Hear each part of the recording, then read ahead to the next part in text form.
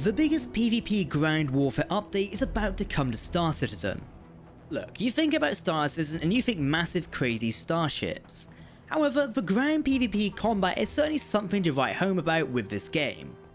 Even more so with the incoming update, which is essentially the siege of a big open location, allowing players to really dig in and take part in the FPS adventure. Cue the Siege of Orison, which will feature in the upcoming patch of Star Citizen, Alpha 3.17.2. Greetings everyone, my name is Captain Jack and welcome to my channel. I'm always super interested in what Star Citizen has to offer. While personally dogfighting might not be my cup of tea, leading Marine strike teams down on transports and taking part in some sort of siege sounds right up my street. So let's explore what's coming up in the Siege of Orison, however you want to pronounce it. Hey everyone, this video is brought to you by FanHome, who produce some fantastic branded collections for the likes of Marvel and Star Wars. So massive thanks to them for doing this. Yeah, we're talking about Star Wars, part of their collection, because why not? FanHome is a new brand dedicated to building up unique collections of much-loved universes like Marvel and of course Star Wars, which we'll be talking about in just a minute. And you basically get unique content such as very cool magazines, like this one, with each collection you get, which is really cool. So we're going to unbox, particularly this one is my favourite, and a few other models and show you them in high quality detail. As they're really high quality. Totally have the starter show upside down, so here's the actual way around. You can see it in the box, it looks pretty cool. So this one here I have is the Imperial Star Destroyer, and you can sort of see it. Now the reason I'm talking about this one is the Imperial Star Destroyer, if I show you there, I'll put it in a stand in a second, is my favourite ship in Star Wars, particularly one of my favourite ships, because it's just awesome, isn't it? Now thankfully, with these collections, you actually get the unique magazine as well, which I'll talk you through just now. And the benefit of a magazine is it contains tons of awesome details about the ship, which you're getting a part of the collection, which is really cool. Before I dive into that, don't forget to use my unique promo code and the direct link down below in the video description.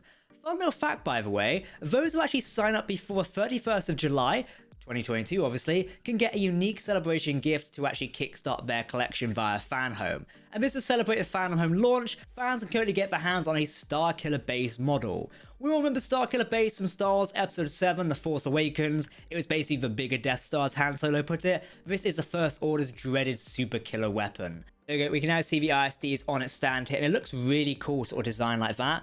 This is definitely going in my background there where you can see the other ships and such. Like, these are very premium and quality models. They're officially licensed from Disney and Lucasfilm, so you're getting proper cool grade stuff here. And the entire collection features vehicles and starships from the entire Star Wars saga. So the likes of Millennium Falcon, we've got a couple more around here. We've got obviously Poe Dameron's X-Wing fighter, which is awesome.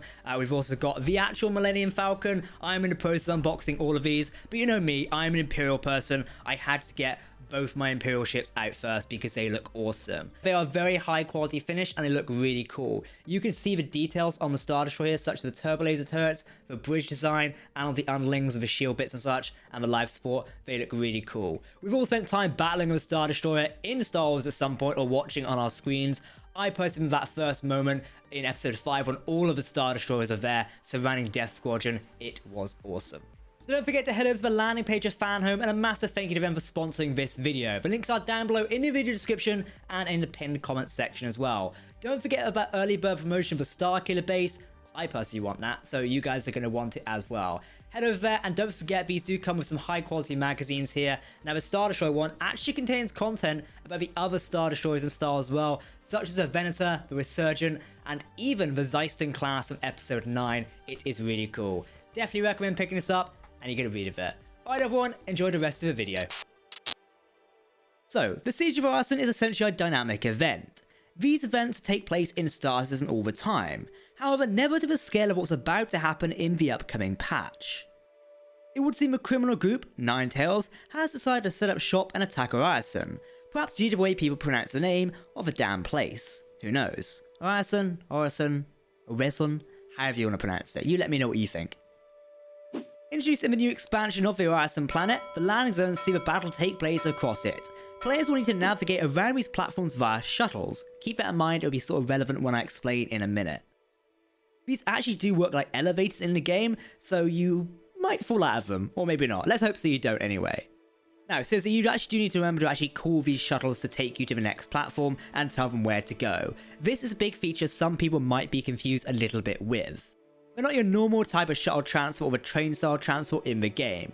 You actually have to hop them on and then hop off by clicking a buttons and requesting them to come to you. Like an elevator, you can see the comparison. Described as having many fronts, players are going to need to fully gear up for this siege, as you'll be definitely needing lots of ammo and weapons. Developers are suggesting players need to get more armor, ammo, and weapons, as well as bits and pieces to make it out alive. The event actually has an IFF, so identify friend or foe, which will control the turrets on the Orison platform, so no, you cannot fly any ships in. Nice try though. Currently, as I just said, players are unable to fly ships in. Given this is a grand PvP event, it does make sense really.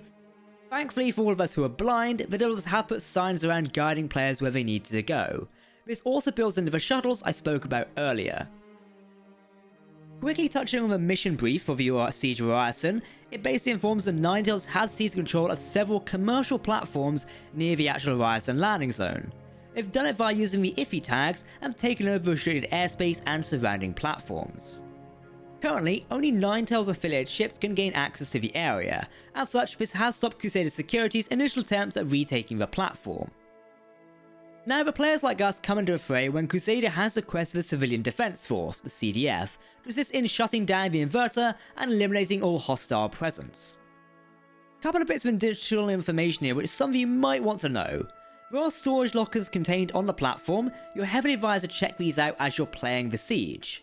The end objective, the IFI, is actually located in one of these containers on a cargo barge docked at the admin center. We'll talk more about the specific locations in just a second. Throughout this gameplay experience, the task is to eliminate the leader of the Ninetails force called Mendo Ren, who holds the IFI container sites. However, he'll show himself that all his lieutenants are neutralized. Anybody else think it sounds like a Mandalorian reference, or is it just me? Now, what is super cool is there are vehicles on the platforms for players to take control and commandeer. However, if all of these ships do get destroyed, then the mission will fail, due to no one being able to reach the admin center platform, thus the CDF being forced to retreat. Now, before we talk actually more about the gameplay of the Siege of Orison, as I've got a little bit of a mini walkthrough of you, just no footage to go along with it obviously, can we just appreciate the Crusader Security, the actual military force here, can't actually do anything about it, because they have access to quite a few ships. Also, can we just call the UEE? But it's a fun event. Anyway, let's take a look at the gameplay overview. So while this mission is called the Siege of Orison, the actual mission name as it will appear in game is called Ninetails Occupation of Orison. The dynamic event is debuting in the upcoming Alpha 3.17.2 patch, so sometime soon, probably within the next month. Players are going to join up with the Civilian Defense Force to foot to and aid Crusader Security, while clearing out various locations of Inspiration Park.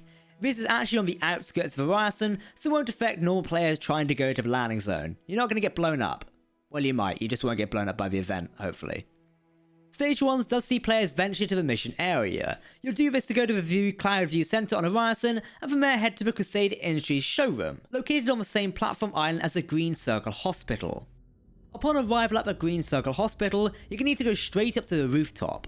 Once there, you'll find a small forward operating base set up by a Crusader, with a shuttle service going to Inspiration Park. Nice for operating out of a hospital. Surely that's against some sort of convention. So essentially, boarding the shuttle starts the next phase of the overall dynamic event. You'll be locked into the trip out of the arms zone, so you've got to have all your weapons and gear ready. There's essentially no coming back unless you die. Don't worry too much, as even though the weapons are active, ECN coverage is online, meaning PvP will count as criminal activity. Yay! I just hope no one's really going to come and grief this, that could be a bit awkward. Stage 2 is where things actually do kick off, and it takes place on the Solanki platform in-game. Essentially, there is just a short and medium-range FPS challenge, essentially to warm you up for what's coming up. You don't need to worry about navigation too much, and there's plenty of cover on the platform. You can duck behind things like barricades, car containers, and crashed vehicles. Navigating a platform is fairly easy for stage 2. As noted, the indirect route sees a player travel in a straight line, slight towards the hill main tower building on the platform. You'll need to use the elevator to get to the upper level, then turn 90 degrees to the right and go forward until finding the Crash Cutlass Black. Once you're at the Crash Cutlass, you'll find steps down to the next shuttle, which takes you to the other player's stage 3 and the next platform. Stage 3 is onto the Brushwood platform. Here players will be tasked with increased difficulty in both gunplay and navigation. Engagement ranges open up and allows players with rare weapons like sniper rifles and LMGs to actually help out. If you're feeling keen and want to risk your life, PTVs are accessible for quick travel across the platform. Good luck though.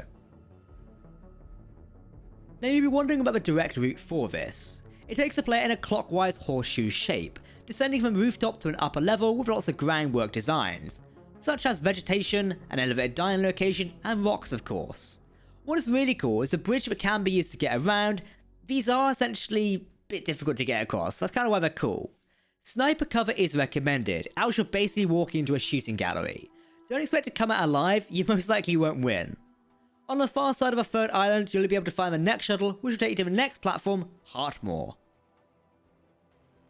So, Phase 4. The penultimate platform is rather difficult by its notes so far. It fully opens up the engagement range, making use of the PTV buggies over a gold course spanning multiple islands. However, the catch is practically no cover. You'll be able to unlock fast travel via the shuttle back to the Solanke platform, which is in the AO for Stage 2, so keep that in mind if you do need quick travel back. Finally, you'll reach the admin center for Stage 5. However, the platform is heavily protected, and I mean heavily. For example, not only are the AA guns mounted to defend it, but there's also starfighters as well as a hammerhead corvette patrolling the area. You'll need to have unlocked one of the rooftop Hercules transports beforehand to make the run for the admin zone. The Hercules transport can drop players down at the admin center while sustaining multiple hits to its shields. The goal here is for enough players to take down the AA batteries, opening up combat and allowing more ships in. The main objective is to fight their way to the docked Atlas-class cargo ferry. These are usually seen flying around Orison, you know what they look like. To make the final boss appear, Mendo Ren, still sounds like a weird name, which in hindsight, does sound like the Mandalorian and Kylo Ren I guess, players will need to defeat all the Ninetails lieutenants on the other platforms, else he won't show up. So if you think of speedrunning it, good luck, you do actually need to kill the lieutenants. So that's the gameplay overview for Siege of Orison. It does sound really cool. I'm super keen to see it actually included in Alpha 3.17.2. Especially as we'll be getting some other features in the game as well, which shows things are starting to come together fully for Star Citizen. My only concern right now is how this will actually work in Star Citizen. As the developers have mentioned themselves, this is one of the biggest dynamic events ever done for the game. We know that updates and big changes like this usually carry some bugs, sometimes even game-breaking ones. I'm hoping that for the upcoming updates, it's not sunk with this, else it's really going to be a shame. The event is currently on the PTU, the Public Test Universe, and many have been chatting about it rather well. However, there have been issues of enemies warping around the place and functions not working correctly. Though again, it is worth remembering, this is the point of the PTU, is to test things like this to ensure they work before going to the live update. My only complaint is I hope the dynamic event does not run too short. Some of the dynamic events for Star Citizen either run too short or at weird times. Yes, from a storytelling universe perspective, this does make sense. However, come on, this is ultimately a game currently. That is an issue of simulation games, however, you can't always use the element of realism and then this at the same time. It gets convoluted and confusing. So one element I'm massively looking forward to is organizations and friend groups assembling their strike teams. Seriously, one of my favourite elements of Star Citizen gameplay is grabbing a bunch of friends, a bunch of weapons and supplies, getting on like a terrapin or the other transport, a Valkyrie is what I mean, and you head down to a planet to start some bounty hunting ground mission, or you're boarding a station. It really is kinda cool and reminds me of The Expanse in so many ways, and I'm hoping the Siege of Orison is going to let me live out this fantasy in Star Citizen, as that's going to be really, really cool. There's also a bunch of loot we can actually get access to. For example, the mission does pay 38,000, which is really cool to have in game. Also, a couple of lieutenants and also Mendo Ren have some unique weapons, and also they do have their armor you can loot as well, which is really cool. And I believe it'll be modified armor as well, so it's kind of rare if you do get your hands on it. Keep that in mind. Currently, we have no idea when this sort of alpha patch is going to drop. This is alpha 3.17.2. There is no ETA on it. However, we've been recently teasing it on YouTube via the Inside Star Citizen videos and more details coming out here and there. I'd say it's probably getting ready to launch very soon, easily within the next month is my estimate. Then again, with Star Citizen, things could be delayed. Either way, I'm massively excited for it, and I'm going to bring you the constant updates and gameplay as you're watching it here on the channel. I've been Captain Jack. Make sure to hit that subscribe button, and we will see you very soon. Goodbye.